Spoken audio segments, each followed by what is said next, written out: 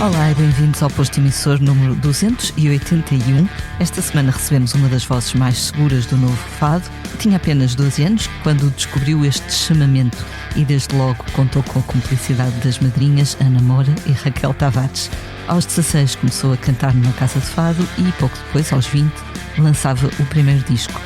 Agora, com 30, muito frescos, vai falar-nos do seu quarto álbum, no qual, como é hábito, escreve várias letras e também algumas músicas. Terezinha Landeiro, bem-vinda ao Posto Emissor. Muito obrigada pelo convite, é um prazer estar aqui.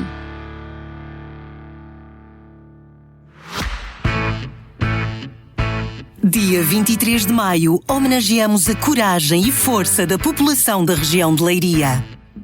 Juntem-se a Agir, Bárbara Bandeira, Calema, Cuca Roseta, Cura, Plutónio e Tony Carreira, num espetáculo gratuito no estacionamento do Estádio Municipal de Leiria. Uma iniciativa Concertamos Juntos com o apoio da Vodafone. Somos filhos dos novos tempos, ontem nunca. Como é que te sentes hoje? Sinto-me bem, especialmente porque todos os dias são bons para falar deste novo disco, que me entusiasma muito mesmo. Estás muito entusiasmada com este disco que vai sair na próxima semana, no dia 22, creio eu. Sim, 22 de maio. Estou porque é um disco no qual eu tenho muita mão. Não é que nos outros não tivesse, porque é impossível não ter mão quando se escreve uma grande parte das letras, mas como assumi uma grande parte da produção em conjunto com a minha banda, mas a produção inicial foi toda feita por mim, a decisão das temáticas, o conceito, etc. Portanto, sinto que é aquele disco que eu gostava que as pessoas ouvissem e eu não faria de maneira diferente. Ou seja, está tal e qual aquilo que eu imaginei e aquilo que eu queria fazer neste momento. Portanto, estou ansiosa para que chegue aos ouvidos de todos. E quanto tempo é que ele esteve no forno? Na verdade, este projeto já estava na gaveta desde 2020. Eu criei uma pasta que se chamava Projeto Alfredo, porque para quem não sabe, este disco é todo baseado em quadros do Alfredo Luz. E eu descobri o Alfredo em 2019 e depois comecei a fazer uma pasta modo stalker, onde eu punha todos os quadros que encontrava do Alfredo Luz. Estamos a falar de 300 e tal obras. E depois chamei-lhe Projeto Alfredo e pensei, isto um dia vai sair desta pasta e vai sair qualquer coisa. Mas faltava-me ainda um bocadinho, se calhar, coragem de fazer uma coisa assim, porque não tinha ainda as letras todas escritas. Eu queria que as coisas fizessem sentido e não fosse só uma letra sobre um quadro. Gostava que as coisas estivessem interligadas e que houvesse uma história que ligasse tanto a música quanto a letra, quanto o quadro. E então, quando surgiu agora a altura de fazer este novo disco, eu pensei, acho que o Projeto Alfredo vai sair da pasta do computador e vai passar a ser um disco. E foi um ano, mais ou menos, de produção e trabalho, de escrita e pensar no projeto e no conceito e o que é que íamos fazer de imagem, porque ainda por cima, tendo os quadros tanta força, tínhamos que pensar o que é que iríamos fazer também em relação à imagem para fazer jus à arte do Alfredo. Portanto, foi um ano e tal de trabalho e de pensamento e de brainstorming, como se usa hoje em dia estas palavras em inglês, e foi isso. O Alfredo Luz é um pintor português. Na sua biografia podemos ler, é contemporâneo, não é? Que a sua biografia descreve-o como neofigurativo, por vezes abstrato e de feição lírica. O que é que te atraiu na sua obra? A primeira coisa que me atraiu foram as cores. Acho que ele usa cores fortes, vibrantes, algumas assim num tom mais pastel, e a primeira coisa que me chamou a atenção foi a cor. Foi assim de imediato a cor. E depois, quando nós começamos a chegar-nos perto da obra e a analisar os detalhes, acho que é uma obra muito onírica, que nos faz sonhar, que nos leva para um universo. Lá está, o surrealismo tem essa capacidade, mas as obras dele fazem-me realmente sonhar e tentar imaginar um mundo dentro daquele quadro, quase como se as coisas se mexessem e ganhassem uma vida. E então acho que foi isso que fez com que eu tivesse vontade de escrever sobre ele e tentar explorar um bocadinho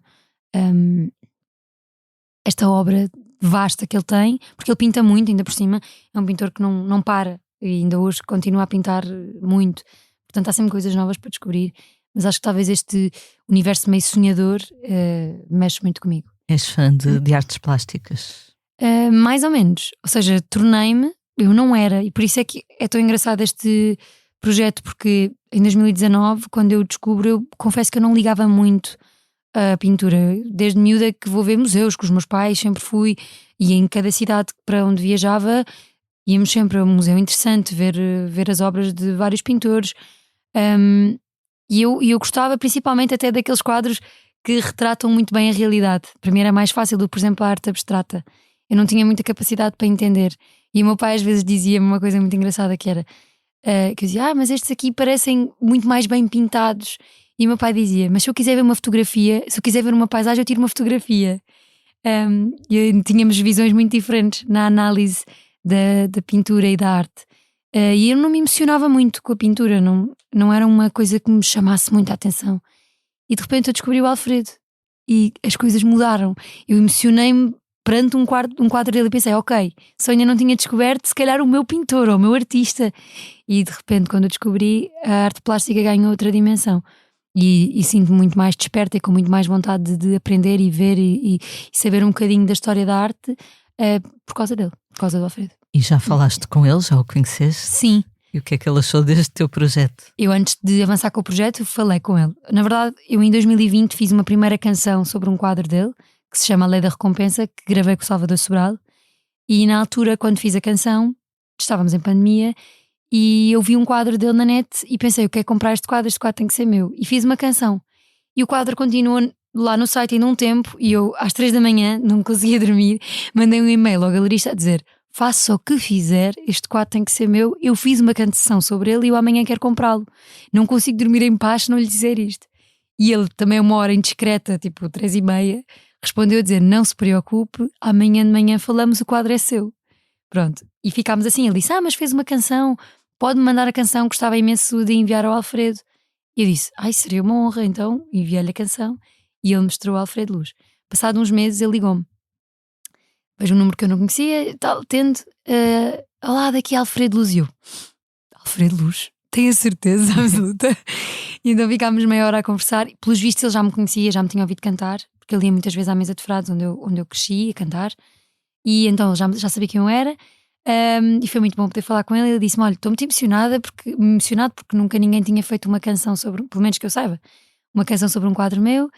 Pronto, e agora para este projeto voltei a ligar-lhe, voltei a falar com ele, disse, olha Alfredo, eu tenho este projeto em mente, queria fazer um disco todo ele baseado nas suas obras, não sei se me autoriza, o que é que eu tenho que fazer para este projeto poder andar para a frente? Ele disse-me, autorize, não tenho que fazer rigorosamente nada, pode usar o que quiser. E então tem sido uma partilha muito interessante, porque eu tenho enviado as canções, as imagens, tudo o que eu tenho estado a fazer tem sido partilhado com ele e tenho recebido um sim com a cabeça, portanto dá tudo certo. E estou muito contente. É curioso, fazeres música a partir de um quadro, de pintura, mas ao mesmo tempo estava a pensar, dizem que é o mesmo hemisfério do cérebro que controla esse pensamento mais criativo, não é? Talvez haja aí uma ligação qualquer. Sim. Eu acho que os quadros, é como por exemplo quando lemos um livro, eu sinto que os livros também inspiram a escrita, não é? Porque ler uma história ajuda a escrever outra história. E os quadros também, embora sejam estáticos, nós também conseguimos imaginar muitas histórias a partir daquela imagem. E foi um bocadinho esta a viagem que eu tentei fazer. E é engraçado, porque depois em conversa com o Alfredo, eu gosto muito de ver os títulos dos quadros, porque os títulos também nos ajudam a ir por um caminho. E é engraçado, por exemplo, na Lei da Recompensa, o quadro chama-se Recompensa, e fomos para caminhos diferentes. E o Alfredo, quando ouviu a canção, disse, que engraçado, gosto muito desta imagem, mas não foi muito por aí que eu fui, e isso é muito giro. E isso é bom, termos cada um a liberdade de interpretar as coisas como nós quisermos, da maneira que sentimos, e se calhar hoje interpretamos de uma maneira e daqui a 10 anos havemos de interpretar de outra. Acho que essa é a parte mais interessante. Falaste de livros que também te podem inspirar. Penso que fizeste uma canção a partir de uma personagem do Jesus Cristo bebia cerveja, exatamente, do Afonso Cruz também, não é? Sim, esse livro é maravilhoso e havia uma personagem que tinha Alzheimer, ou que estava a ficar com demência, e então, eu não vou contar a história, depois as pessoas não leem o livro, mas pronto, havia uma pessoa com demência Alzheimer e a história é muito gira e o desfecho é muito engraçado e fez-me escrever sobre a perda de memória e o que é que resta de nós depois de perdermos a memória. Não sei porque é que me inquieta, porque ainda estou com 30 anos, eu espero não perder a memória tão cedo, mas acho que é talvez das doenças para mim mais assustadoras que existe, porque no fundo eu acho que deve ser muito duro para quem tem, mas para quem está à volta deve ser um abismo, de repente aquela pessoa que nos conheceu, ou que é a nossa mãe, ou que é nosso pai, de repente não saber quem nós somos, deve ser uma coisa muito dura. Ainda não me aconteceu e espero que não aconteça. Não passei por essa realidade assim de perto, mas é para mim um bocadinho assustador. E esse livro fez-me escrever. Há até quem conte que, por exemplo, os pais continuam a reconhecer ocasionalmente os filhos, mas pensam que os filhos são pais. Sim. Há ali um cruzamento sim, de informação. A avó do meu marido está com uma demência, não sei se é Alzheimer, acho que nunca foi bem percebido o que é, mas ela vê a família e diz, perguntam-lhe, sabe quem é? E ela diz, não sei, mas é família. Ou seja, não sabe se é neto, se é irmão, se é primo, se é tio, não sabe muito bem o parentesco, mas diz, não sei quem é, mas sei que é família. Isso, por um lado é bom, é um certo alívio, mas por outro lado é duro, não saber se é um filho, se é um neto, mas toda a gente vive isso com uma certa leveza, porque às tantas é aceitar que a doença existe e que está ali e a tentar relativizar. Mas se apetecemos escrever sobre isso após ler um livro. Portanto, eu acho que tanto os livros como os quadros, como a dança, uma peça de teatro, o que for, podem nos fazer escrever. Curiosamente, o Afonso Cruz também é músico e ilustrador. Sim. Reúne aqui estas áreas ele todas. É multifacetado, ele é incrível, ele é muito bom. Eu sou muito, muito fã dele também. Eu também. Eu e os Zazé, os Afonso, os Alfredos, estamos todos. Exato. Falaste dos teus pais, eles também estão ligados às artes de alguma maneira? Não, nada. O meu pai, quer dizer, eles interessam-se por arte e sempre se interessaram por música. Tinha uma prima que era arpista, entretanto faleceu, e foi muito relevante também na minha descoberta da música, porque desde muito nova que ouvi música clássica e que ia ouvir recitais de harpa e que ia ouvir bailados com orquestra, porque ela tocava lá, então naturalmente nós íamos vê-la, e óperas infantis, etc. Mas os meus pais não têm qualquer ligação com arte, com música. Embora o meu pai tenha tirado um curso de pintura enquanto andava na faculdade em paralelo, tirou um curso de pintura, para analisar a pintura e etc. E acho isso interessante, mas não há uma ligação artística dos meus pais com a arte diretamente. E por isso também é engraçado, porque ninguém percebe muito bem porque é que eu comecei a cantar, muito menos fado, não é? Porque raio é que eu fui chegar ao fado.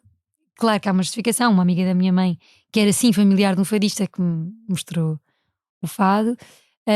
E a minha mãe, quando eu fiz 18 anos, decidiu levar-me a uma casa de fados. E então, talvez essa a única ligação que eles deem é serem o veículo para eu chegar a este objetivo. E foram essenciais neste processo todo. Ainda ontem falava sobre isso com os amigos que me diziam: tua mãe e o teu pai agora não têm vindo aos fados. Eu disse: pois não, coitados, então durante, sei lá, 11 anos ou 10 anos, dos meus 12, não foram bem 10, mas quase 10 anos, andaram a vir aos fados todas as semanas. É normal que agora que também queiram um bocadinho de descanso, porque eles foram essenciais neste percurso.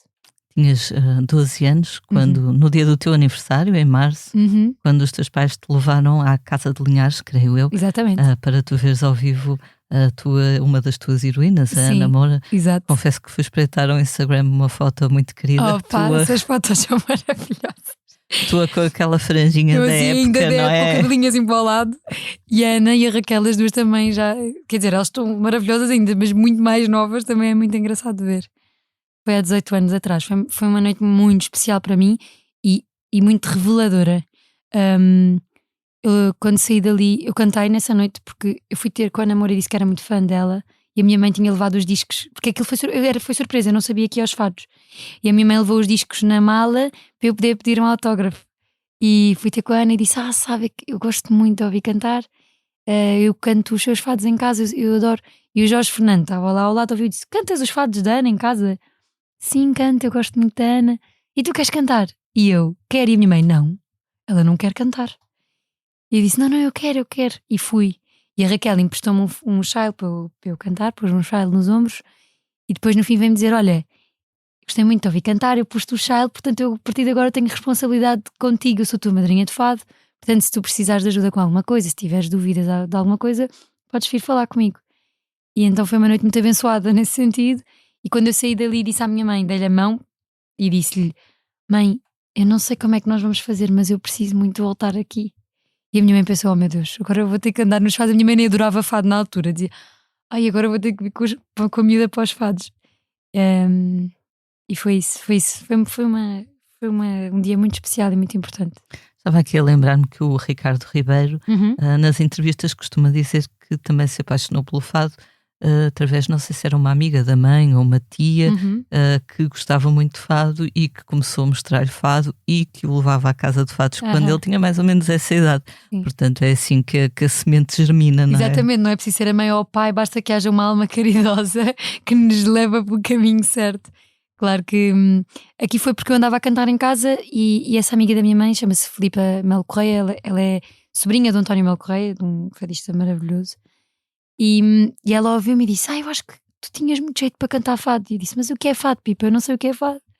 E ela trouxe-me uns discos da Ana Moura e da Maria Teresa de Noronha para eu ouvir. E pronto, e na altura foi como descobrir, quase que descobri um sítio onde nós pertencemos e não sabíamos. E então eu ouvia fado todos os dias. Eu chegava da escola, fazia os trabalhos de casa o mais rápido que eu conseguia para ficar tudo feitinho e arrumado, e depois ia sentar-me à frente da aparelhagem a ouvir fado. E a minha mãe ficava um bocado preocupada, dizia: que estranho, porque é que ela está a ouvir fado? Ela tem 12 anos, nem tinha 12 ainda, tinha 11 anos. E então a minha mãe achou aquilo estranhíssimo. Tu tens irmãos? Tenho um irmão mais velho, E ele 7 anos. também é fã, ou nem por isso, de mundo fado. Não era, mas eu acho que ficaram todos, porque também é difícil sermos fãs de uma coisa que nós não conhecemos muito bem. No caso, eu acho que era isso que se passava. E depois, quando começaram a ir aos fados, descobriram um novo universo.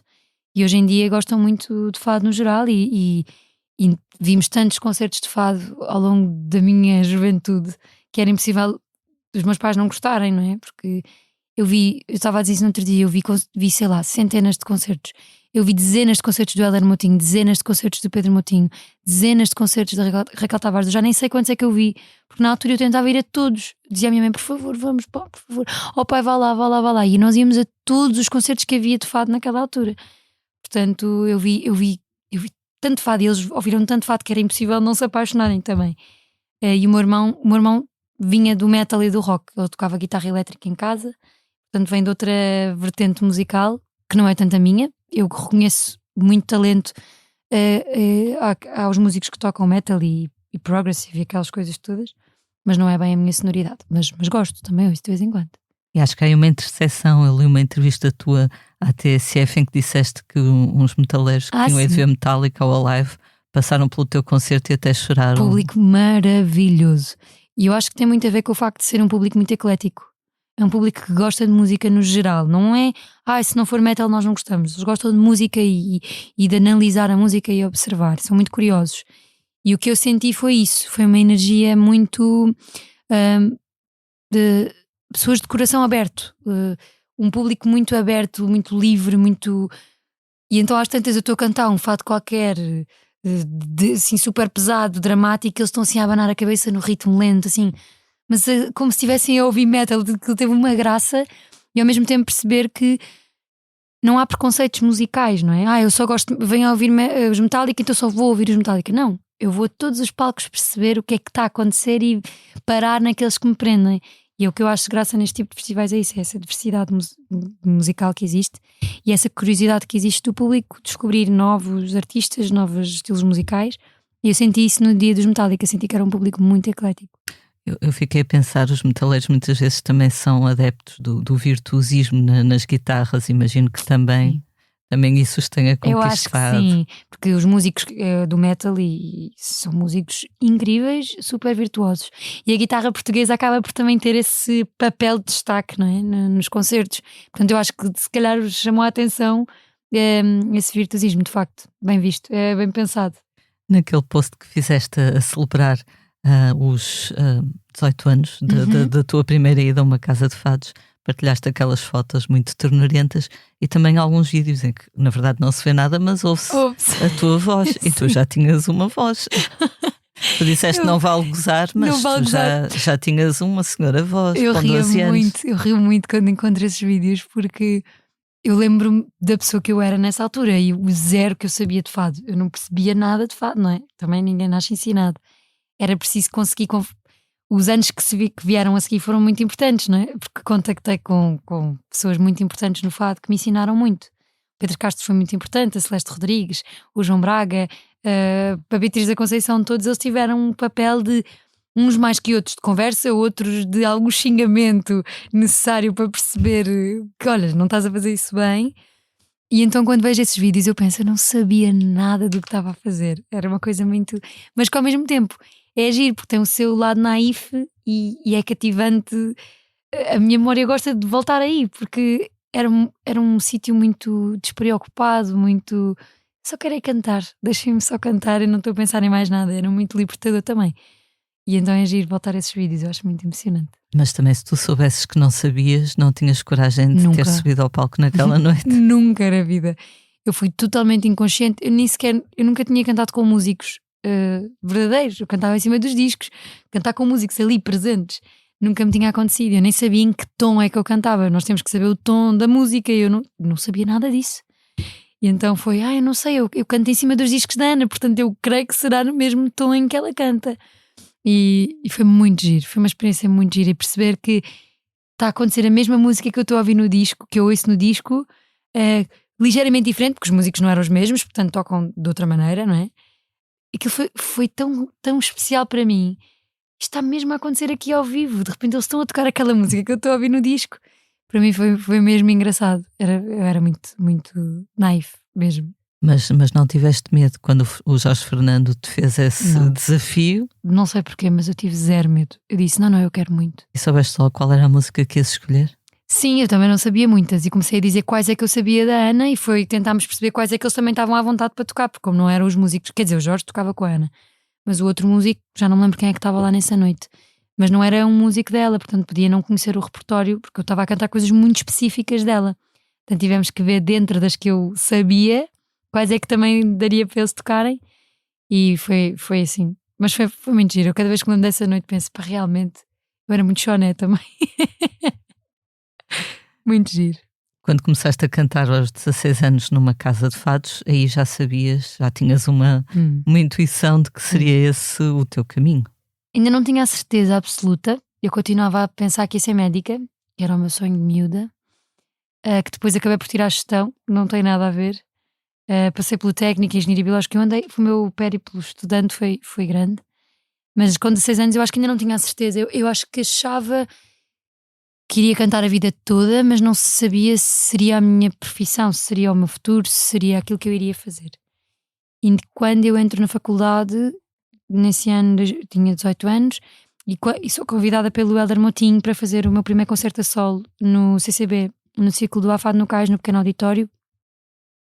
E eu disse que sim, ele ligou-me, nunca mais me esqueço, estava a entrar em Alfama e ele liga-me, olha, estava a pensar, o que é que tu achas disto, vias fazer o concerto?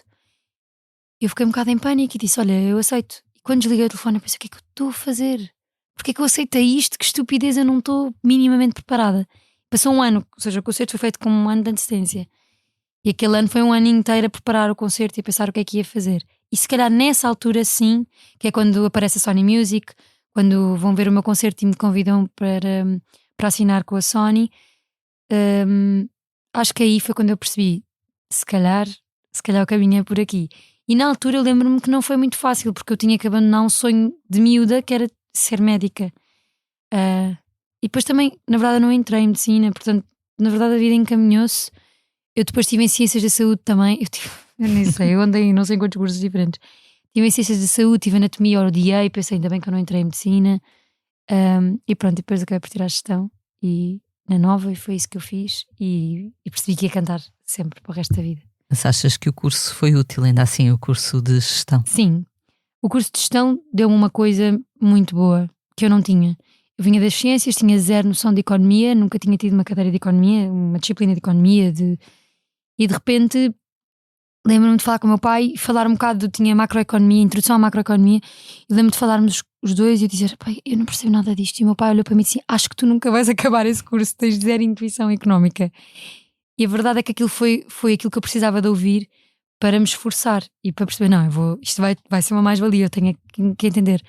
E o que eu retiro deste curso foi que ganhei um bocadinho de cultura geral e de abertura para um mundo económico e político e tal que eu não tinha, e que quase todas as pessoas que entram num curso de gestão ou de economia têm.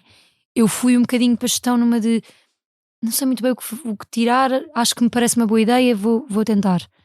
Mas muitas das pessoas que estão ali já queriam ir para ali há muitos anos, portanto a maneira como vão, o mindset é outro. Então acho que me deu uma cultura geral, deu-me uma abertura diferente para olhar para coisas que se calhar eu não olhava e não ligava, e preparou-me para a vida real, de certa maneira. Portanto, só posso agradecer esse curso maravilhoso que é a Gestão de Economia na Nova. Portanto, A propósito dessa experiência académica, deste uma entrevista à Fórum Estudante há alguns anos, onde dizias de certa forma o curso tinha ajudado a perceber que os artistas no fundo são vendidos como produtos. sim. É uma visão muito pragmática, os artistas geralmente são mais românticos. Não, mas é verdade. Também isso é um bom ponto, porque na verdade uma das ideias que eu tive de ir para a gestão foi se um dia pudesse ser manager de outro artista, por exemplo. Percebi que acho que não é a minha vocação, mas é exatamente isso que acontece connosco. Quando nós somos artistas, temos que perceber qual é o nosso mercado, onde é que nós queremos chegar, a quem é que queremos chegar. E eu tive algumas cadeiras de marketing e de estratégia e percebi que é exatamente esse o trabalho que nós fazemos. Quando eu vejo a minha agência ou a minha editora a trabalhar-me, é definir um target, é definir para onde é que nós queremos ir, mesmo trabalho de assessoria, de que rádios é que nós vamos contactar, quais são as rádios que fazem sentido para aquilo que tu fazes. E a faculdade deu-me um bocadinho essa noção de nós não somos mais do que um produto que está a tentar ser vendido e tentar chegar a outras pessoas.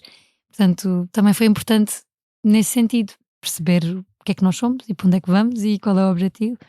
Eu acho que é sempre bom, estudar é sempre bom, sem dúvida. E é difícil para um fadista, quando está a aparecer, ou uma fadista neste caso, encontrar o seu público, o seu nicho, tendo em conta que há muitas fadistas hoje em dia. Sim, eu acho que o fado já por si é uma coisa de nicho, na minha opinião. E é difícil querermos que seja uma música que agrada a toda a gente, porque não vai agradar. E eu acho que e isso é bom. É bom. Pertencer a um grupo fiel que gosta de fado, para mim é fantástico. E eu acho que durante muito tempo nós vamos construindo os discos e a música que fazemos com o objetivo de chegar a um determinado sítio. E eu, por exemplo, neste disco, eu abandonei essa ideia completamente. Onde é que eu quero chegar? Não sei onde é que eu quero chegar com este disco. Eu quero fazer este disco. E isso para mim foi mais libertador, foi mais especial e faz com que eu consiga defender muito melhor o disco do que se fosse um disco que eu estava a construir com um determinado objetivo. Acho que dos meus 4 discos é o disco, quer dizer, o primeiro é um disco de resumo daquilo que eu aprendi ao longo de 10 anos de fado. E este disco é um disco muito verdadeiro, no sentido em que eu fiz exatamente aquilo que eu queria fazer, da maneira que eu queria fazer, falei sobre aquilo que eu queria falar, e então isso é libertador. E não estou muito preocupada qual é o público que eu vou atingir com este disco, ou onde é que ele vai chegar. É mais, isto é a minha verdade, é isto que eu quero dizer, e isso eu acho que devia ser o que nos guia na arte e na vida, não é? Fazermos aquilo que gostamos, no sentido em que se vamos ser mais verdadeiros, vamos ser mais fiéis a nós próprios, e assim é isso que eu sinto quando ouço o meu disco e durante a construção do disco. O título do disco, Será que lhe descobres poesia? Com ponto de interrogação no final. É um repto, um desafio que te fizeram, que tu fizeste a ti mesmo? É um desafio que eu fiz a mim mesma, tentar encontrar poesia não só nos quadros, mas nas coisas que me rodeiam e nas temáticas que eu abordo neste disco. E quando digo poesia, digo beleza, não digo poesia de agora eu não escrevo letras, escrevo poesia. Não é esse o caso, está longe de ser isso. É mais entender a beleza das coisas e ir para além do óbvio, para além daquilo que está à nossa vista. Mas também é uma pergunta que eu quero deixar às pessoas, no fundo, de será que também encontram poesia no Alfredo Luz, como eu fiz? Será que encontram poesia neste disco? Será que encontram poesia à vossa volta e nas pessoas de quem gostamos? Porque na verdade o título vem de uma música e a música fala nada mais nada menos de uma pessoa que pergunta à outra: se eu te mostrar o meu coração, tu queres-lhe descobrir a poesia, tens esse interesse, podes vir, perde-te nos caminhos, nas tristezas, nas alegrias, mas vem descobrir-me. Eu acho que isto é uma proposta muito interessante de se fazer a alguém, seja uma relação amorosa, seja uma relação de amizade, seja o que for. Quando há uma pessoa do outro lado de quem nós gostamos, de propor-lhe: olha, vem-me descobrir, queres descobrir a minha poesia? Eu acho que é um convite muito interessante e no fundo é um convite que eu faço às pessoas também, se querem descobrir o meu disco comigo e se querem descobrir o Alfredo comigo. Vi que tu partilhaste uma interação com Mimi Froze, quando ela te enviou uma letra, uma poesia, sim. para um dos temas, que é um dos meus favoritos neste disco. Obrigada. Foi assim que foi nascendo, de forma natural e informal, este disco? Sim. Aliás, este tema já existia muito antes deste disco. Este tema veio para o disco anterior, mas já não chegou a tempo. E na altura eu te disse a Mimi: olha, se tu quiseres dar o tema a alguém, eu entendo, mas por favor não dês, porque a música é linda e eu adoro-a e eu queria muito gravar isto num próximo disco. E ela disse: não, isto eu fiz para ti, fica com ela, é a tua cara, eu acho que é mesmo feito para ti, portanto não te preocupes. Pronto, agora quando surgiu a hipótese de gravar este disco e de começar a pensar neste disco, eu tinha um quadro que achei que encaixava lindamente com esta temática e com esta música, e desafiei-a e disse: olha, eu quero gravar isto, mas há uma condição, é que eu vejo isto com arranjo de vozes e tu és a pessoa certa para o fazer. Ela: tu achas? Eu: não acho, tenho a certeza, portanto és tu que vais fazer o arranjo de vozes. Ela foi para o cantinho dela, desapareceu. Passado um tempo disse: olha, já tenho aqui uma proposta para te enviar. Quando enviou eu fiquei louca com o arranjo de vozes dela e pensei: olha, vai ser o single do meu disco, sem dúvida alguma. Chama-se Não Partas Hoje, essa canção, e é sobre despedidas que nunca são fáceis, embora umas sejam mais difíceis que outras. Exato. É o tipo de história que só se pode cantar depois de se ter vivido. Sim, e podem ser várias as despedidas, não é? De várias maneiras, de várias pessoas, de vários graus de parentesco, várias relações, mas uma despedida é sempre difícil, pelas marcas que nos deixa, pela ausência, por tudo. E às vezes pedimos: não partas hoje, por favor, não vá já. Ou então, se vais, não te despeças, vai só. E eu acho esta imagem engraçada. Pode parecer um bocadinho cobarde, vai embora sem despedir, mas por um lado também ameniza algumas dores, porque há despedidas que são inevitáveis e que nós sabemos que vão acontecer. Portanto, eu gostei desta imagem de... Quase um ghosting com consentimento, que não é? Eu deixo-te ir sem despedir. E eu acho isto engraçado, eu achei uma imagem bonita. Não sei se gostava que me fizessem a mim, se pensasse bem, mas eu gostei, achei uma imagem... percebo a intenção. Tu escreves as tuas próprias letras muitas das vezes e começaste muito cedo também. Sim. Até porque algumas das letras do fado não são muito indicadas para crianças. Nada No outro dia, a Carminho no Coliseu, num dos concertos do Coliseu, falou disso, que também tinha 12 anos quando cantou em público pela primeira vez.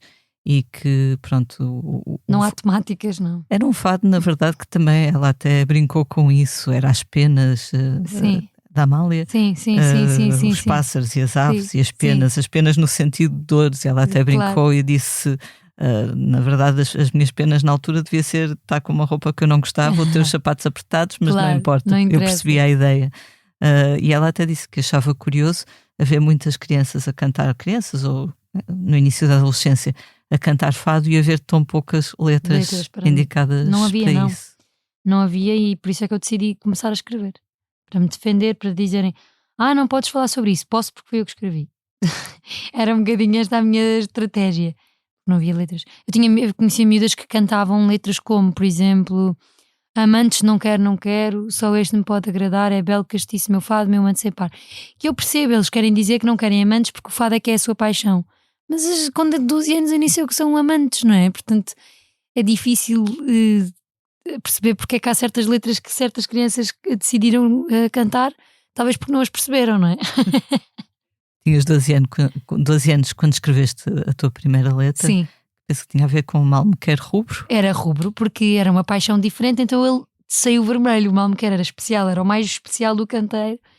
E lembro-me perfeitamente, quando escrevi isso, alguém veio assim ter comigo: olha, mas sabes que rubro é vermelho, não há Mal Me Queres vermelhos. Eu: por isso mesmo, era um Mal Me Quer especial naquele canteiro.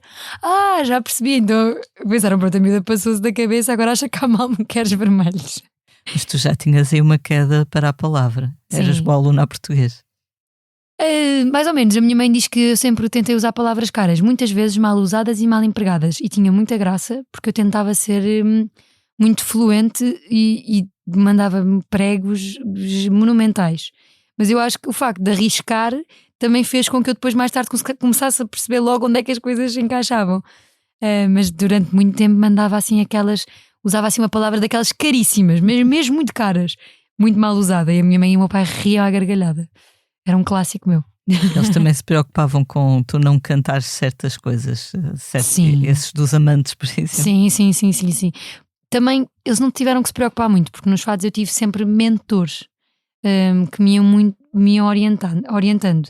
Então eles estavam presentes, ouviam e tal, mas sabiam que essas coisas não iam passar em branco em quem me orientava e quem me ajudava. Portanto, eles não tinham que fazer muito trabalho nesse sentido. Mas estavam sempre lá com a linha a espreitar, a ver se estava tudo bem, se estava tudo certo. Tens também a sorte de cantar e de ouvir os conselhos e as lições da Celeste Rodrigues.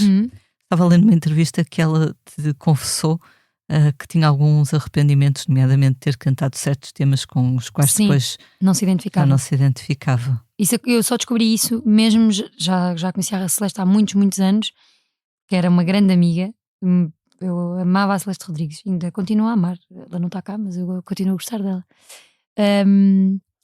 E ela havia um concerto de homenagem à Celeste, porque ela fazia, já não sei se era pelo aniversário, se era por X anos de carreira, já não consigo precisar, e eu fui convidada por ela para participar nesse concerto. Era eu, o Ricardo Ribeiro, o Camané e o Hélder Moutinho. Eram os 4 convidados desse concerto. E nós tínhamos que escolher, e ela cantava também, obviamente. Tínhamos que saber o que é que ela ia cantar e depois tínhamos que escolher fados dela para cantar. Como eu sou a mais nova, eu não sei se as pessoas sabem nestas regras, mas o mais novo fica com o que sobrar, não é verdade? Todos eles escolheram primeiro e eu depois tinha que me amanhar com o que havia. E então comecei a procurar coisas da Celeste mais fora da caixa, porque os conhecidos e os mais ouvidos já tinham sido escolhidos. E então comecei a procurar e cheguei ao pé dela e disse: Celeste, pensei cantar isto. E ela: ai, Terezinha, não cante isso. Ai, eu odeio essa letra, eu tive que cantar isso no ano não sei das quantas. Eu odeio isso. E eu disse: a sério? E ela: ai, por favor, isso não. E então andámos a escolher outra vez outros fados e ela teve-me a ajudar.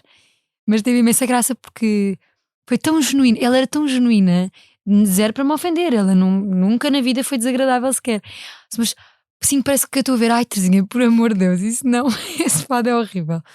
E então percebi. E depois ela disse: mãe, eu gravei tanta coisa que hoje em dia penso: porquê que eu gravei aquilo? Ai, eu não gosto de nada. E eu pensei sempre: vou tentar que isto nunca me aconteça. Vou aprender com o erro da Celeste. E tenho trabalhado um bocadinho nisso. Até agora está a correr bem, ainda não te arrependeste até agora nada. ainda não me arrependi de nada. Mas isso é um luxo, uma honra seres convidada para esse concerto. Sim, sem dúvida. Tive muita sorte. Acho que ela gostava de mim.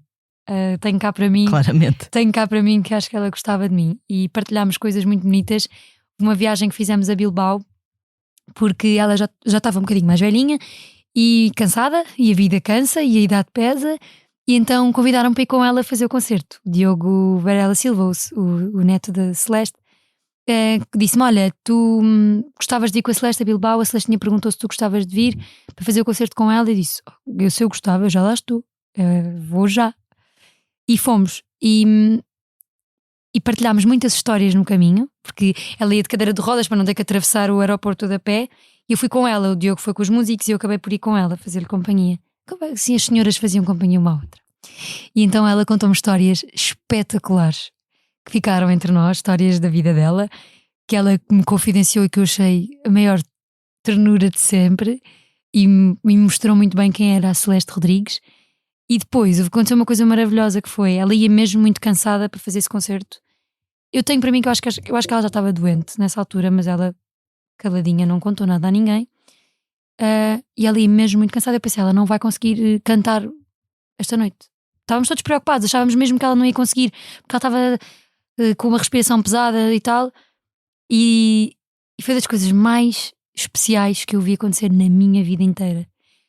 Ela fez um ensaio de som com dificuldade. Eu pensei: bem, se calhar vou ter que fazer mais de metade do concerto sozinha, porque não sei se ela vai conseguir. O Diogo veio-me dizer: pá, Terezinha, não sei, vamos ver como é que a Celestinha vai estar, mas calhar vais ter que fazer mais temas do que estávamos a contar. Tudo bem, não se preocupe, eu estou cá para cantar, não se preocupe. Na hora do concerto ajudei a apertar o vestido e não sei o quê, estivemos a vestir as duas juntas e tal. Na hora do concerto, aquilo tem uma voz off, dizem não sei o quê, Celeste Rodrigues vai entrar. Eu nunca vi nada assim. As pessoas levantam-se, fazem-lhe uma ovação em pé, ela entra, e aquela pessoa que estava a andar com dificuldade, que estava com ar pesaroso, ganhou uma luz. Ela fez o concerto todo e eu só cantei 2 fados. Foi porque, pronto, já que lá estava, tinha que cantar qualquer coisinha, não é? Parecia mal. Ido, não é? Parecia mal, porque ela cantou a noite toda, mais houvesse para cantar. E E eu pensei assim, realmente esta malta desta geração tem muito para nos ensinar, que às vezes estamos, minha voz não está muito bem. Ela tinha 90 anos, ou quase 90, já não sei que idade é que ela tinha, mas se não tinha 90 tinha quase. E deu um concertaço e eu pensei que ela não ia conseguir cantar. Foi impressionante. Ela também devia olhar para ti com alegria por haver alguém tão jovem que está a dar continuidade à tradição do fado. Sim, falávamos muito sobre isso e ela dava-me muitos conselhos. Eu acabava de cantar e ela dizia: sente-se aqui ao pé de mim. Punha-me assim a mãozinha, dava-me assim a mãozinha e dizia: sabe, Terezinha, eu estou a gostar muito, mas olha, se me permite, eu gostava de lhe dizer aqui, olha, neste fado, se calhar eu respeitava mais a melodia, ou se calhar eu dizia isto de outra maneira. E eu pensava, eu nem acredito que isto me está a acontecer, porque eu ficava embevecida a ouvi-la, porque ela era tão doce, tão carinhosa. Tudo o que ela dizia era com tanto cuidado, que eu pensava, que sorte que eu tenho, como é que eu estou a viver isto assim, com uma pessoa tão generosa e tão cuidadosa, mas tanto corrigia como elogiava. Não, mas olha, este fado foi lindo, olha, neste aqui eu já acho que podia. Isto para mim era impagável. Estava super atenta. Estava sempre a ouvir tudo e ter a generosidade de dizer, podia dizer assim: deixa fazer, que se lixe, faça o que ela quiser. Não, ela tinha muito cuidado, era uma pessoa muito especial. É preciso estudar muito, não é? Para conhecer a história do fado, os truques. Tudo. E ela sabia estar. Eu nunca ouvi a Celeste dizer uma palavra feia, falar mal de um colega, dizer, esta pessoa não canta bem. Nunca ouvi a Celeste dizer isto. Não sei o que é que ela dizia em casa, na sua intimidade eu não sei. Mas ali, no sítio onde estava a acontecer o fado, eu nunca ouvi ser mesquinha, má, desagradável, nunca. E isso para mim é o que eu levo mais especial da Celeste.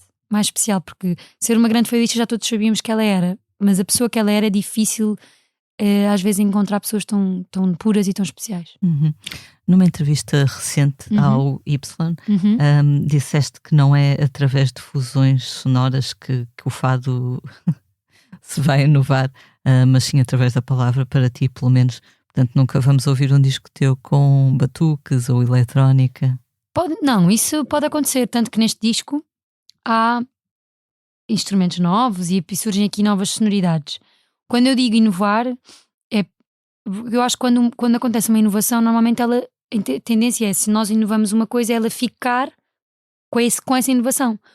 E eu acho que o fado quando nós inovamos no fado é através de novos fados tradicionais, através da composição de novas melodias tradicionais, com aquela estrutura com as regras do fado tradicional, que não tem refrão, que tem sempre a mesma estrutura, etc. Ou através das temáticas que são atuais e que falam dos problemas de hoje em dia, questões políticas que nos inquietam, usar as palavras do TikTok, do Instagram, do não sei o quê, que são palavras que fazem parte do nosso cotidiano, do WhatsApp, etc. Isso para mim é inovar, que é manter a estrutura musical e a essência, e inovar na medida em que estamos a trazer coisas novas, mas sem perder a essência. Isto para mim é inovar. Depois há as fusões, que eu acho super bem que se faça, desde que falemos abertamente sobre isso e dissermos, isto é uma fusão, apeteceu-me cantar agora com um vibrafone, agora apeteceu-me cantar com um pandeiro, agora apetece-me cantar com uma flauta, mas eu não acho que isso vá ficar, ou seja, vai sempre acontecer, mas acho que o fado não vai passar a ser isso. Quer dizer, não sei. Sim, não vai ficar na essência, no não código fica na essência genético. no código genético. Ou seja, quando eu digo inovar, eu acho que a inovação normalmente fica, não é? Quando nós inovamos uma coisa, aquilo era uma coisa e passa a ser outra. Eu não acredito que o fado vá passar a ser, eu não sei, eu não estou cá daqui a 100 anos, não é? Não sei se daqui a 100 anos a bateria é um elemento tradicional do fado, eu não posso dizer que é ou não. Eu acho que talvez não seja, que se consiga transportar esta essência, se bem que, por exemplo, o baixo também não era do fado e passou a ser. E hoje em dia o trio de fado é que é uma guitarra portuguesa, uma viola e um baixo. Portanto, quando eu falo em inovar, é uma coisa que eu acho que vai ficar, são as novas letras e os novos fados tradicionais. Novos instrumentos, acho que são viagens musicais, são fusões, muito bom que aconteça, acho ótimo, mas acho que não vai ficar no código, acho eu. Como o vibrafone que tu tens neste disco, sim, precisamente. Exatamente, que eu trago o vibrafone para este disco porque é um dos meus instrumentos favoritos, adoro vibrafone. Também confesso que não o descobri assim há tantos anos, mas assim que eu ouvi pensei, acho que isto ia resultar lindamente misturado no fado. E então chamei o Eduardo Cardinho para gravar um tema com o meu trio e depois gravámos os dois um tema sozinhos, que por acaso, na minha opinião, me sabe muito a fado. Embora não tenha ali uma guitarra, uma viola e um baixo, eu acho que ele no vibrafone foi muito atrás da linguagem do que faz, por exemplo, a viola enquanto nos acompanha. Ele é um acompanhador no vibrafone. Eu achei muito, muito interessante a linguagem que ele foi buscar, como ele fez, mas também falámos muito de fado antes de ir para o estúdio. Conversámos muito os dois, eu expliquei-lhe o que era um fado tradicional, o que é que íamos fazer, qual era o propósito, qual é a importância. Por exemplo, a letra é super importante, eu vou mudar a melodia em prol da letra, portanto vem atrás de mim e responde-me a mim, porque eu já vou estar a ajudar a letra a caminhar. Portanto, falámos imenso e eu acho que conseguimos chegar a um resultado muito fadista, curiosamente. Em 2024 gravaste um tema chamado Maré de Sorte, em que claramente inovaste na letra. Sim, as letras já vêm. Não fui eu que escrevi, foi o Jorge Cruz que escreveu a letra e fez a música. Mas acho que já é bastante inovador em termos de temática, sem dúvida. Vou aqui citar um bocadinho, se me permites. Desde que o meu amor partiu. Isto também é aqui um certo contrariar do fatalismo do fado. Que eu amei. Desde que o meu amor partiu, o banco aprovou o crédito, já me cai bem o vestido predileto, e depois mais à frente, no emprego fui louvada e promovida, e no Instagram duas vezes mais seguida. Eu, quando ouvi a letra, pensei, isto é super atual. E eu achei graça porque vem realmente contra as pessoas dizem, o fado é muito triste. E eu também defendo que é muito triste, no sentido em que nós gostamos de cantar letras pesadas porque expurgamos um bocado as tristezas, e eu acho que as pessoas se encontram quando... Tenho muitos amigos que às vezes quando estavam tristes diziam, preciso ir aos fados ouvir um fado porque acho que me vai aliviar. E há um bocado deste sentimento. Mas também há o outro lado, as marchas populares, os fados do cotidiano, que contam coisas mais comezinhas, mais mundanas, que também é importante. E esta letra vem contrariar esse dramatismo, que é, eu terminei uma relação e agora é que eu estou bem. Agora é que está ótimo. E no fundo, no fim até diz, ainda bem que te apaixonaste por outra e depois de ir embora, porque agora é que eu estou bem. Pá, eu achei isto genial. Dizem os brasileiros, foi livramento. Foi livramento, exatamente. Não, os brasileiros para mim são mestres de escrita, composição, tanto que aparecem neste disco dois músicos brasileiros incríveis, mas eles falam muito bem deste amor, deste xingamento de quando as coisas estão a correr mal, eles meio que conseguem brincar com a situação, e enquanto no fado nós choramos as nossas tristezas, eles sambam em cima da tristeza. Eu acho muita graça este twist que eles dão à tristeza. Acho que é isso que nos torna mais distantes do Brasil. É aí que nós não ficámos parecidos uns com os outros. O Jorge Cruz também já tem escrito bastante. Estou-me a lembrar agora de uma canção que ele escreveu também para a Gisela João. Sim. Também é curioso porque ela no primeiro disco tinha uma madrugada sem sono em que chorava, lá está, uma perda, mas depois ele, inspirado por essa canção, escreveu por sua iniciativa o Já Não Choro Por Ti, que é uma fase já diferente. Mais leve, sim. Em que a pessoa de vez em quando ainda bota ali uma lagriminha, mas segue caminho. Mas ele tem composições muito, muito boas, e ele tem essa capacidade de ser camaleónico, não é? Na temática, na melodia. Ele é camaleónico na sua composição, isso é extraordinário. Falaste de músicos brasileiros, um deles é o Marcelo Camelo, que integra aqui o grupo dos compositores do teu disco. O António Zambujo também escreveu para ti, a Luísa Sobral e a Mimi Frost trataram de tudo, escreveram a música, canção letra, tudo, toda. Noutros casos foste tu a compor a música. Como é que tu chegaste a este elenco de luxo? Este elenco de luxo é todo motivado também pelo conceito do disco. Os quadros são tão diferentes e as temáticas são tão diferentes, porque nós normalmente quando construímos um disco tentamos que os temas se liguem uns com os outros, e aqui é o contrário. Como as temáticas são todas tão distantes porque são guiadas pelos quadros, eu pensei, musicalmente também tem que haver essa viagem para acompanhar também esta mescla que existe de temáticas e de quadros e de cores e de tudo. E então eu pensei, o Zambujo eu convidei para fazer uma melodia, quando lhe enviei a letra já eram umas cestilhas, portanto eu esperava que ele me fizesse um fado tradicional, ou seja, não foi de forma inocente. E ele, quando viu as cestilhas, respondeu-me, pá, isto são umas cestilhas, acho que eu te vou fazer um fado tradicional. E eu, bingo, era mesmo isto que eu queria. Depois, o Marcelo e o Amaro Freitas trazem sonoridade de cada um deles.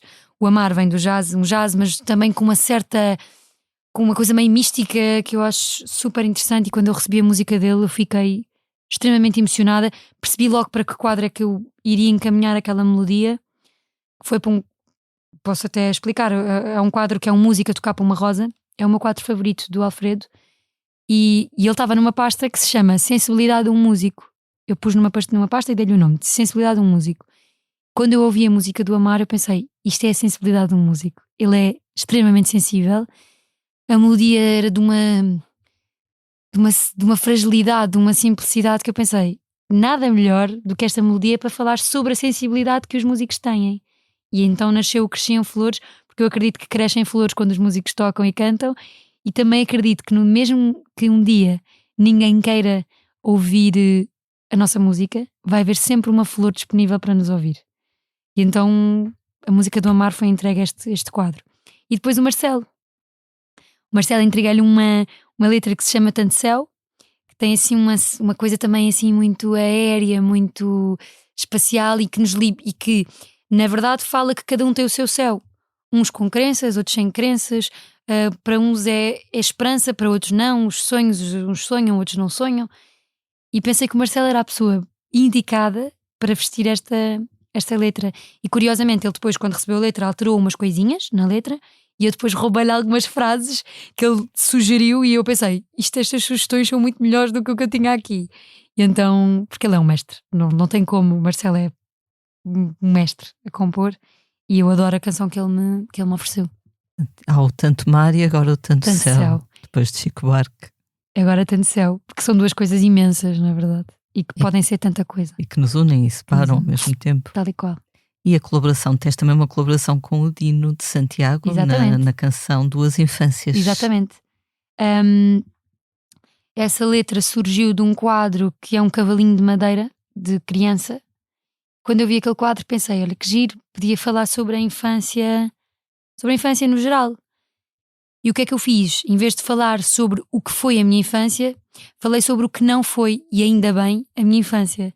Ou seja, eu não tive que tomar decisões difíceis, eu não tive que ser posta à prova, eu não tive que entrar num comboio que eu não queria entrar por ter medo de não voltar a passar esse comboio, por exemplo. Porque tive uma infância muito tranquila, como eu acho que deveriam ser todas as infâncias. Infelizmente não são, e isso é lamentável.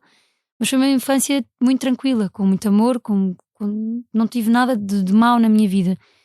E então decidi contar ao contrário, dizer, olhem, eu tenho muita sorte porque isto não me aconteceu. E isto também não me aconteceu. E olha, isto também não me aconteceu. E depois pensei, porque é que eu não chamo outra pessoa para contar sobre a sua infância? E a primeira pessoa que me veio à cabeça foi o Dino. Porque é uma pessoa que fala muito sobre a sua infância e sobre a sua raiz e de onde veio e como é que foi e como é que não foi. E então desafiei-o e ele aceitou logo. E porquê é que eu também acho que é interessante haver esta junção?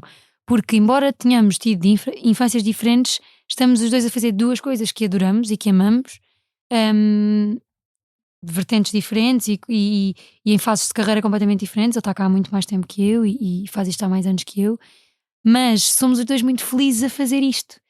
E para além disso, com o seu crescimento musical e com a carreira maravilhosa que tem, conseguiu ajudar mais crianças, criar associações, instituições, etc., que estão disponíveis para dar esperança a crianças que às vezes não têm essa esperança. Portanto eu pensei, o Dino é a pessoa certa para falar sobre isto. E desafiei-o, e então eu dou a minha visão da minha infância, ele dá a visão dele, e juntamos-nos no quê? Num fado tradicional, que eu acho isto maravilhoso. Pus o Dino a cantar um fado tradicional, acho que ele se calhar não tinha pensado que isso poderia acontecer na vida dele, mas foi isso que aconteceu e ele aceitou e foi uma experiência muito, muito, muito emocionante. Falar em infância, na entrevista ao Y dizias aquilo que também já disseste aqui, que o fado temos que perceber que nem toda a gente gosta e que é uma música que se ama ou se odeia. Eu fiquei a pensar se tu, quando eras miúda, tentaste converter algum dos teus amigos a este culto. Por acaso há uma coisa muito gira que é, na altura em que eu começo a cantar, eu acho que o fado estava muito apelativo, né? Continua, mas vinha de uma fase em que não era tão apelativo quanto 2008. Eu acho que foi quando o fado voltou outra vez a ganhar força e a ganhar novas vozes e a continuar o trabalho que já tinha sido muito bem feito por outros fadistas mais antigos e que continuam a cantar hoje em dia, mas apareceram novas vozes que deram força a essas vozes e que continuaram um trabalho muito importante e muito firme e ao qual a minha geração continua também a tentar dar seguimento. E então eu acho que foi muito simples trazer amigos para o fado, porque as casas de fado voltaram a ser sítios mais cool, mais descontraídos. A mesa de fado onde eu cantava era um ambiente muito, muito leve, e então os meus amigos achavam giro ir comigo aos fados, que se calhar com 12 anos ainda não, mas assim aos 16, 17 eu já levava muitas amigas, embora este fim de semana venham comigo aos fados, então íamos, eram sempre noitadas muito divertidas, pareciam sempre fadistas até fora de horas, ficávamos até às 4 ou 5 da manhã a cantar e a conversar e não sei o quê, aparecia sempre gente de outros estilos musicais, agora vem não sei quem, pega na viola também canta, agora vem. Então eram noites tão apelativas que era impossível não conseguir conquistar mesmo quem não gostava de fado. E eu tinha amigas, por exemplo, já com 18 e 19 que queriam ir ser para o Lux, mas o Lux só é bom a partir das 2 da manhã. Estás na mesa? Estou. Então vinham para a mesa fazer tempo, ficavam a ouvir uns fados, bebiam uns copos, não sei o quê, depois iam para o Lux. Portanto, durante um bom tempo da minha vida, os fados eram um pré-aquecimento da noitada e da festa. E eu então acho que as minhas amigas passaram a adorar fado. E chegavam ao ponto de dizer: canta lá aquele, hoje estou mesmo a precisar do que o meu coração, não sei o quê, estou tão triste, preciso que cantes aquele fado específico. Canta lá uma coisa animada, porque eu... E então apaixonava-me. Eras uma espécie de terapeuta pela música. Eles vinham, diziam: olha, estou tão cansada, preciso de ouvir não sei o quê.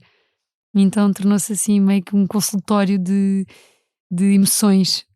As casas de fado tornaram-se um consultório de emoções dos meus amigos. Aqui há uns anos tiveste uma rubrica no teu Instagram do Alguidar de Palavras. Sim. Em que criavas fados a partir de uma palavra. Lembras-te assim alguma que tenha sido um grande desafio encaixar? Todas elas foram muito desafiantes porque as pessoas a que eu pedi palavras esticaram-se bastante no inusitado.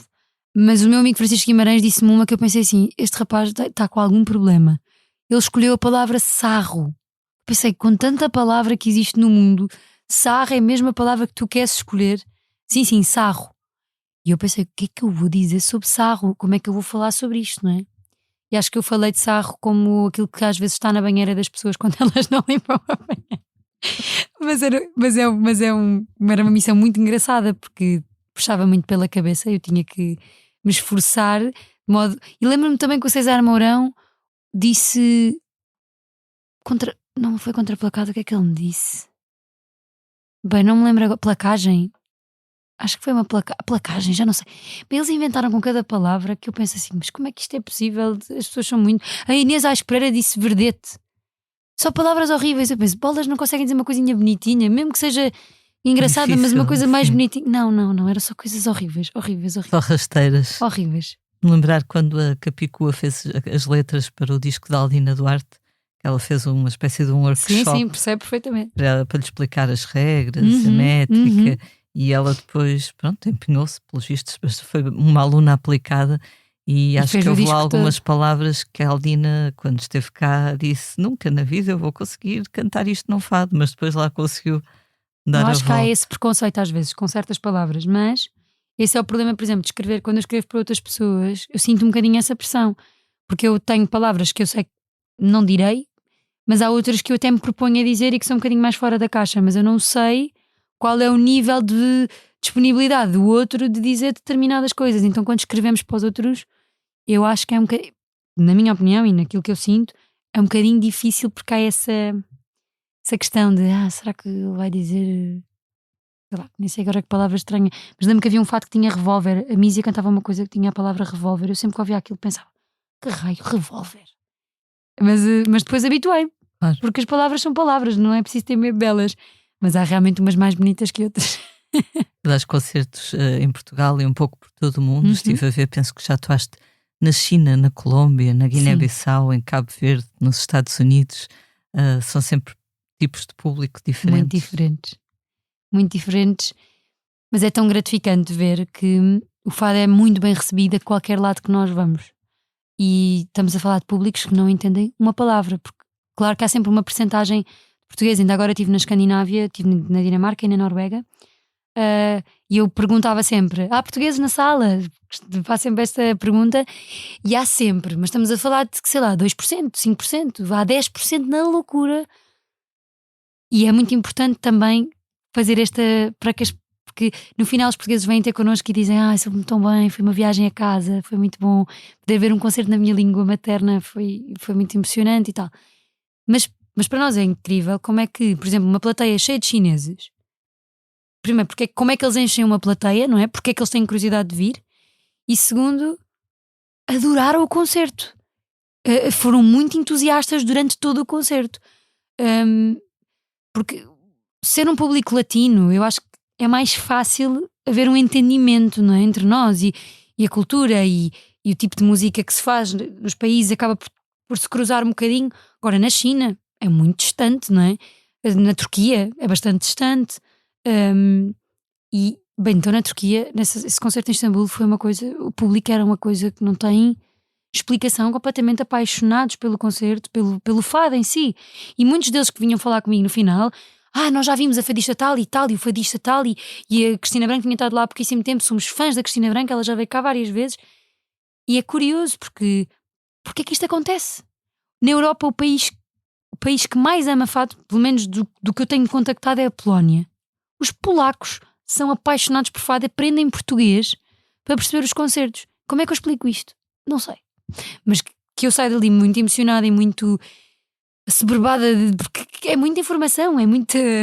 Penso, como é que isto é possível? Como é que... Eu nem sei se eu tenho capacidade de retribuir este amor todo que eu recebo. Ou seja, será que aquilo que eu faço em palco é suficiente para retribuir esta onda de generosidade, de amor que eu sinto? Não sei se eu estou à altura. Se não me engano, também foi o Salvador Sobral que disse que nos países Polónia, Europa de Leste, Sim, por aí, que havia muita gente a aprender português por causa dele. é impressionante. Eu não sei, há uma coisa com Portugal, com música portuguesa, que eu não consigo perceber, mas agradeço muito. Só posso agradecer.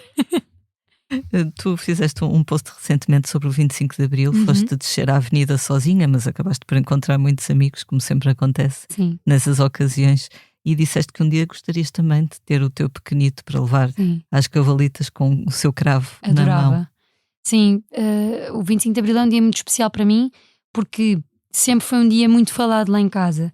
Os meus avós, os dois, eram melhores amigos e eram capitães de Abril, os dois, da Força Aérea, e então sempre falaram do 25 de Abril, sempre foi uma data muito falada pelos meus avós, e consequentemente pelos meus pais, obviamente. E então para mim é um dia muito especial, é um dia em que não só eu vou festejar a liberdade, mas como eles já não estão cá, também é um dia em que eu meio que me conecto e me lembro deles e me lembro das coisas que aprendi com eles e que me ensinaram e tal, e das brincadeiras que às vezes tínhamos e conversas mais políticas ou menos políticas que existiam lá em casa e que eu ouvia, que eu assistia, etc. E então para mim é um dia muito especial e eu adorava um dia... não há um dia que eu deixo a avenida e não me emociono. Eu vou e emociono-me e choro e depois limpo as lágrimas, depois continuo e depois choro mais um bocadinho e depois... E ainda por cima este ano eu fui sozinha porque eu ia cantar, tinha que ir para o Fundão nesse dia, fui lá a correr mesmo, foi chegar, descer a avenida até meio, nem sequer conseguir até ao final e ir-me embora porque tinha que ir embora para cantar. Mas não quis deixar de ir porque acho que os tempos estão difíceis e temos que ser muitos naquela avenida. Quantos mais formos, melhor. Sou só mais uma, mas se todos pensarmos assim, somos mais lá. E então não quis deixar de ir. E emocionei muito e emociona-me muito ver as crianças, os avós com os netos, os pais com os filhos e o cartaz que eu mais gostei de ver, que acho que está lá todos os anos, mas eu este ano tocou-me especialmente, que foi eu não estava cá, mas estou aqui agora, ou estou agora aqui, ou eu não estive lá, mas estou aqui. E aquilo tocou-me especialmente naquele dia, não sei porquê, e pensei, isto é que é nós passarmos uma informação ao longo de gerações, uma informação que é muito importante, e haver esse cuidado de falar abertamente sobre isso com as pessoas que vêm a seguir e dizer, olha, os teus avós, ou os teus bisavós, ou quem tem, lutaram muito por isto e sofreram muito antes deste dia. E então essa passagem para mim é super emocionante, pensar que há netos e filhos a aprenderem a importância que aquele cravo tem, ou que aquela descida tem, ou que aquela união tem. E vamos lá ver. E eu acho, e também vi lá outro cartaz que achei giro, que foi: não liguem a partidos, liguem, mas é a liberdade que se está a perder, ou o que é que está a acontecer com a nossa liberdade, que é convidar mesmo todas as pessoas de todos os partidos a perceberem que isto não é uma questão partidária, é uma questão. É para todos mesmo, porque no dia em que acabar, acabou-se. Os avós, como é que se chamavam? Era o Zé e o João, os dois, e era o Zé Landeiro e o João Lopes. Muito bem. Curiosamente, os dois Lopes, na verdade. Okay. Portanto, a minha mãe, se tem ficado com o último nome do meu pai, ficava Lopes. E eram melhores amigos porque se conheceram na Força Aérea e ficaram muito amigos. Aliás, já não sei se foi para a Guiné, eu acho. Um deles foi mandado para a Guiné. Era um grupo de 3, eram eles os dois e mais um amigo que era o Varela. E quando foram mandados, acho que para a Guiné, um deles foi mandado, acho que foi o pai do meu pai, o avô Zé, foi mandado para lá. Então o avô João e o Varela sabiam que tinham que ir para algum lado, iam ser mandados para algum lado, então alistaram-se para ir com o avô Zé para a Guiné, porque disseram, não, tu não vais sozinho, nós vamos contigo. E era um grupo de amigos mesmo muito, muito giro, muito unido, e eu cresci com eles. E depois, o mais engraçado disso é que eles compraram uma casa, eles moravam em Lisboa, não relativamente perto, por acaso nessa altura nem moravam perto, mas compraram um terreno na altura, perto um do outro, aquilo era no meio de um pinhal, para um dia, quando entrassem para a reserva, ficarem a viver ao pé um do outro. E então os meus avós sempre foram vizinhos. Tinha muita graça. Eu, quando ia visitar um, conseguia sempre visitar os outros, porque era mesmo muito perto. E então até ao final da vida deles viveram sempre juntos, iam ao café todas as manhãs, faziam Euromilhões juntos, faziam não sei o quê juntos. Depois, quando ganhavam um prémiozinho daquilo, iam todos almoçar e jantar. E então era uma amizade muito especial. Nós dizemos que é tão especial que eles morreram os dois no mesmo ano. Um no início do ano e outro no final. Portanto, não podiam estar cá um sem o outro, e foram muito amigos a vida toda. Sempre. Uma bonita história. É, uma história muito gira. Os meus pais conheceram-se porque eles eram amigos. Foi por causa disso. Um dia gostarias de passar depois este legado para Sim, os teus filhos? Sem dúvida. É essencial passar este legado para os meus filhos. Nem sequer sei viver de outra maneira. Não há outra maneira de viver. Muito bem, vamos agora falar do tema da semana. Realizou-se na passada terça-feira a primeira semifinal da Eurovisão. Portugal, representado pelos Bandidos do Canto com a canção Rosa, este ano não conseguiu apurar-se. Já não acontecia desde 2019. A grande celema, porém, prende-se com a participação de Israel e todos os protestos à volta disso, que levou vários países a boicotarem a Eurovisão. Foi o caso da Espanha, Irlanda ou Islândia. A canção de Israel, porém, acabou por qualificar-se para a final, à semelhança da Grécia, Bélgica e Polónia, os teus amigos polacos, entre outros. A segunda semifinal está marcada para esta quinta-feira. Terezinha, tu em 2023 cantaste uma canção para o Festival da Canção, Enquanto é Tempo. Como é que foi essa experiência? Foi muito especial. Eu gostei muito de participar no festival, embora eu fique sempre um bocado nervosa nesta coisa de quando há uma competição. Eu não nasci para competir. Lembro-me quando era miúda, andava na natação e fiz pré-competição, e quando as competições começaram a sério, eu disse, não, isto não é para mim. Não gosto muito do espírito de competir, de saber que há uma pessoa que ganha, outra que perde, outra. Portanto, por um lado eu gostei muito, por outro tem esse lado que me deixa um bocadinho ansiosa e nervosa, até porque na arte eu acho um bocadinho difícil dizer isto é melhor ou pior. Para mim é melhor, para ti há de ser pior. Chegar a um acordo é sempre difícil, mas foi uma experiência muito, muito especial, porque o Festival da Canção também é muito importante para mim, porque antes de eu cantar fado, eu cantava as grandes canções do Festival da Canção, porque eu sempre gostei de cantar em português. Portanto, quando eu pude participar no festival foi muito especial para mim, porque já tinha essa ligação com o festival, e poder cantar as músicas de Simone de Oliveira e de Paulo de Carvalho, etc. Eu cantava essas coisas em casa. Ficaste contente por escreveres e cantares? Sim, eu gostei de me propor a esse desafio e tentei escrever uma canção. Foi uma homenagem à música, na verdade, que é... Infelizmente estamos em tempos difíceis já há demasiado tempo, não é? Vão piorando, eu acho, mas os tempos estão difíceis já há um tempo. E aquela canção era um bocadinho sobre isso, que é...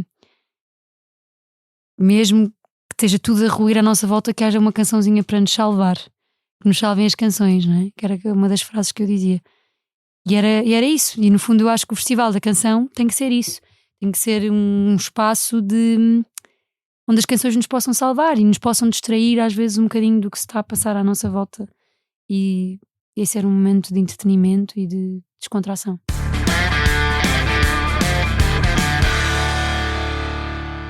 Vamos agora falar do que andamos a fazer na redação. Na rubrica Quase Famosos, o nosso colega Paulo André Cecílio falou com Helena Caldeira. Poderá ser um nome familiar dos fãs, dos espectadores do Rabo de Peixe, a série portuguesa na Netflix, mas ela estreia-se agora também na música com a canção Vizinhas. É o seu primeiro single, vem acompanhado por uma curta-metragem realizada pela própria. Incrível. Vejo que conheces. Eu vi e gostei muito. E ela define esta canção como um grito de liberdade e união entre duas mulheres que estão sozinhas, depois passam a estar menos sozinhas nessa busca.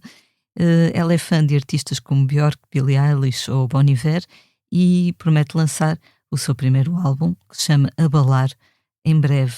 Helena Caldeira começou como atriz e agora está a tentar a música. Tu alguma vez pensaste tentar a representação? Eu acho que não. Por acaso eu gostava de experimentar um dia ter um texto e fazer, porque acho interessante, mas eu tenho péssima memória, portanto ia dar disparate de certeza, porque eu não ia conseguir decorar o texto.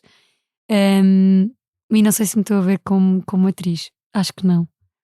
Nunca se sabe. Eu não gosto de dizer que o não. Teu pai também achava que tu não tinhas intuição económica. E afinal tirei um curso de gestão. Nunca se sabe.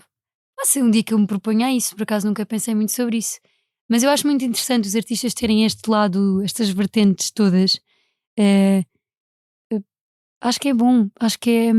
No fundo, um artista acaba por gostar de tanta coisa que não consegue estar só fechado numa caixa, não é? Estamos de fazer. Eu tenho isso com a escrita, eu já nem sei o que é que sou sem escrever. Quando as pessoas me perguntam, gostas mais de cantar ou escrever? Eu nem sei. Para mim não é uma decisão. E gostavas um dia de escrever um livro? Essa é outra. Por acaso perguntaram-me isso esta semana. Um fadista estava-me a dizer assim: então e para quando um livro? Não sei se vai acontecer, porque acho que não tenho jeito nenhum para contar histórias com pés e cabeça. Ou seja, começar e é engraçado. Por exemplo, eu sou fã do Harry Potter. Sou fã desde. Pronto, desde miúda. Já temos aqui 2 fãs de Harry Potter desde pequenina. E li os livros e tudo, e leio, de vez em quando leio os livros, apetece-me ler e vou ler os livros. E acho muito engraçado, porque são 7 livros. E eu penso muitas vezes, quando estou a ler a história, começo num livro, ou vou no 2º livro, e de repente há uma coisa que se vai resolver no 6º livro, ou no 7º livro, ou no 4º livro. E eu fico sempre a pensar, a pessoa decidiu aquilo no início e já sabia que ia resolver aquilo no 6º, ou à medida que a história se vai desencadeando, decide que naquele livro vai resolver uma questão que estava no livro anterior.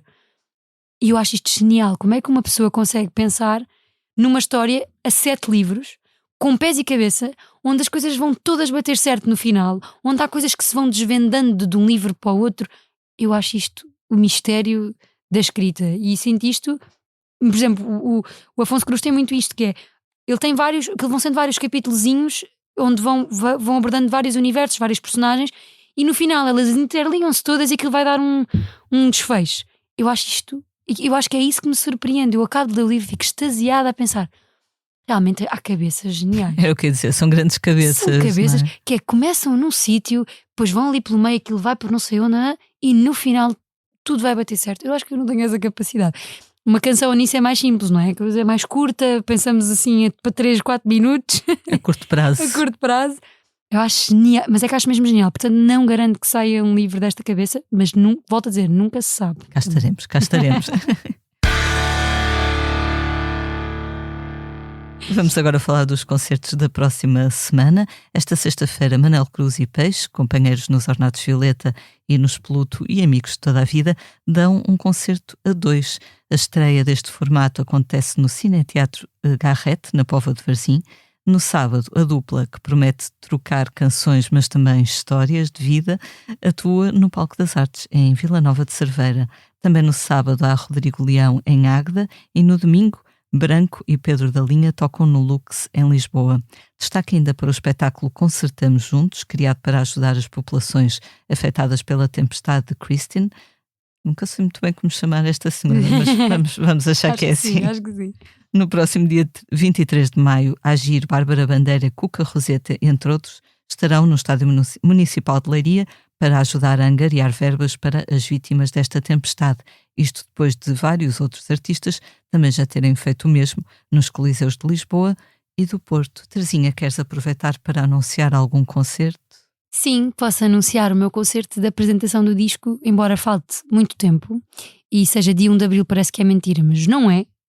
Dia 1 de Abril de 2027 vai ser o concerto de apresentação em Lisboa, no Tivoli, deste novo disco, Será que Descobres a Poesia? E vai ser um concerto especial, porque vão existir surpresas, como há sempre. Pelo menos eu tenciono que sim. E no fundo é o concerto em casa, para apresentar este disco já depois de muitos concertos internacionais e nacionais. Portanto já trago essa bagagem que nós vamos ganhando ao longo do ano, não é? Porque o concerto começa de uma maneira, mas vai acabar de uma maneira completa. Como aos livros. É isso, e a verdade é que nós montamos um concerto e até podemos fazer igual, digo, estrutura e alinhamento todo o ano, toda a tour, só que ele vai ganhando bagagens diferentes e vai ganhando histórias diferentes e vai ganhando dimensões diferentes. Portanto, eu acredito que o concerto em Lisboa já vai ter essa bagagem toda nele próprio.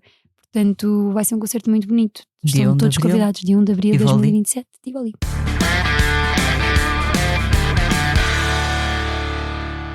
Chegamos assim ao final de mais um Posto Emissor. Obrigada, Terezinha. Muito obrigada pelo convite. Foi um gosto falar contigo pela primeira vez. Estou a crer que não será a última. Espero que sim. A edição multimédia estará a cargo de Salomé Rita Tomás Delfim. Como é hábito, vamos finalizar com uma escolha tua. O que é que nos trouxeste? Eu decidi escolher um tema deste novo disco. Posso cantá-lo um bocadinho? Com certeza. Sim. Então será um fado que se chama Mãe, a melodia é do Zambujo, e eu vou cantar um certozinho. Serão sempre casa certa, são amor, são porta aberta, são o sol nos dias frios. Seus braços são fortaleza, onde não mora a tristeza, nem há corações vazios. Seus braços são fortaleza, onde não mora a tristeza, nem há corações vazios. Dia 23 de maio, homenageamos a coragem e força da população da região de Leiria. Juntem-se a Agir, Bárbara Bandeira, Calema, Cuca Roseta, Cura, Plutónio e Tony Carreira, num espetáculo gratuito no estacionamento do Estádio Municipal de Leiria.